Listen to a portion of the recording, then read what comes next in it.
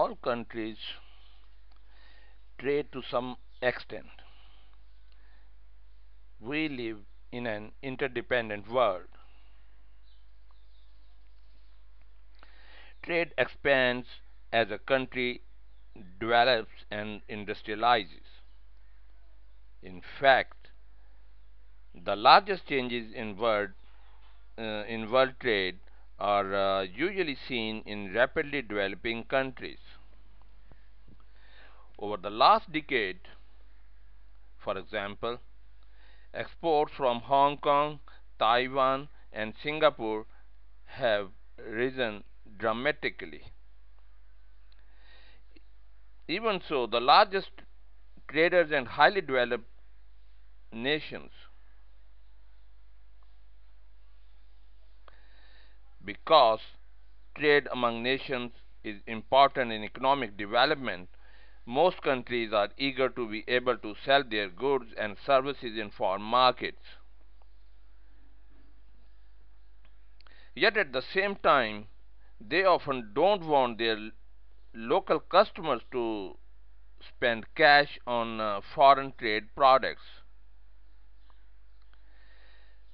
They want the money and the opportunities for jobs and economic growth. This is to stay in the local economy.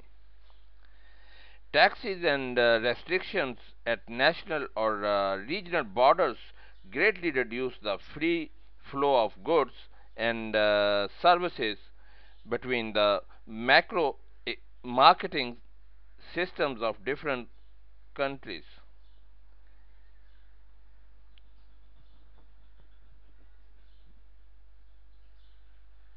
Taxes on imported products vary depending on whether a country is trying to raise revenue or limit trade.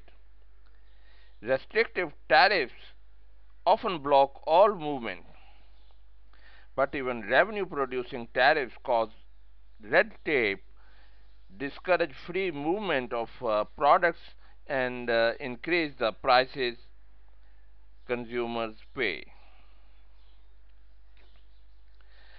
Quotas act like restrictive tariffs. They set the specific quantities of products that can uh, that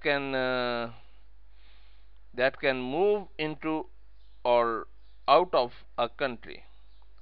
Great market opportunities may exist in the markets of a unified Europe, for example, for import quotas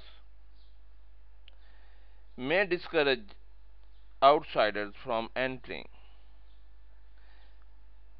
Trade restrictions can be potential source of conflict between nations.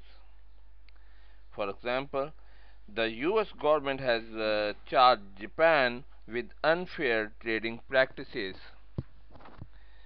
that restricted opportunities for US firms.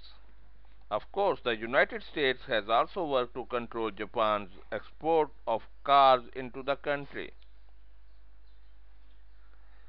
Otherwise, even more Japanese cars would have entered the US market. To overcome the problems, trade restrictions, many firms have turned to counter trades. This is a special type of bartering in which products from one country are traded for products from another country. For example, soft drink bottlers in Mexico trade locally grown broccoli for Pepsi concentrate. Then Pepsi Cola finds a market for the broccoli in the United States or other countries.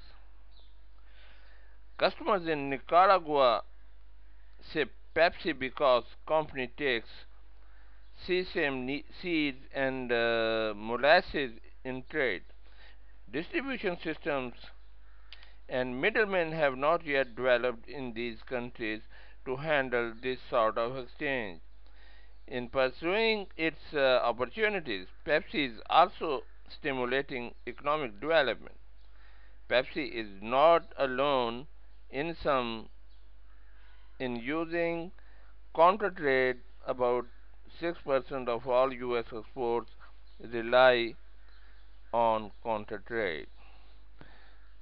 Log on to my website www.asifjmeet.com.